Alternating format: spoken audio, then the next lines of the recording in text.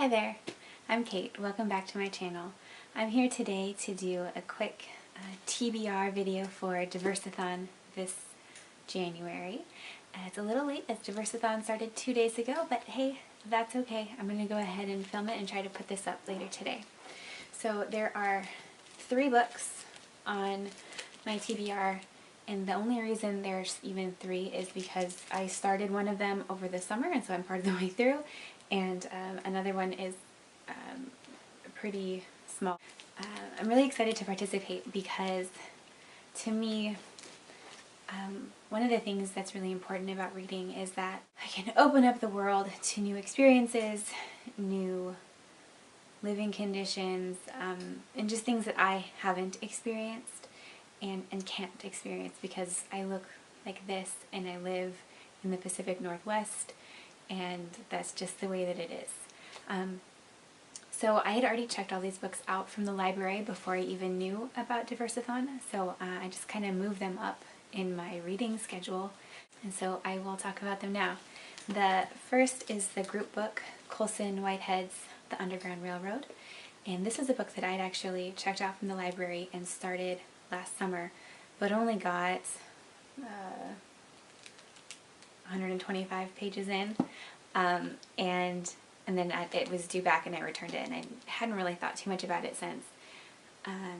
And picking it back up and rereading a few pages now, I realized that part of the reason for that is my background is that I was an academic historian before I had my baby. I was a PhD student in history, and so for me this alternate retelling of the Underground Railroad is actually a little jarring, and it's kind of hard for me to get used to. So I think that's why I didn't have a problem just sending it back to the library.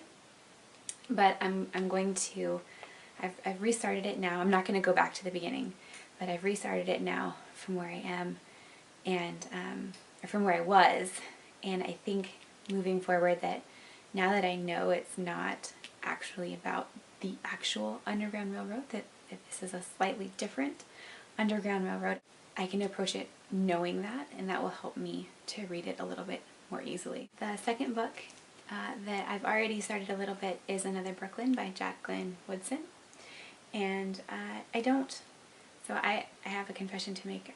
I will read a recommendation for a book or see a recommendation for a book on BookTube, and I will request it from the library, and then it's kind of out of my mind and I don't think about it anymore. So I know that I've heard a lot of good things about this book, but and the other book as well, but I very rarely can remember what the synopsis was, and I don't like reading too much about the books from the jacket or the back ahead of time, just because I think that kind of colors the way that I go into it. So so far I started this one and I'm about 30 pages in, and it's about a girl who's growing up in Brooklyn and kind of how she's experiencing that life. She moved to Brooklyn when she was a girl, and from a more rural setting, and so it's she's still kind of getting used to the city, and then we'll see where it goes from there. It's very nicely written, and so it's easy to read. It's not very dense, so it almost feels a little bit like cheating, but that's okay.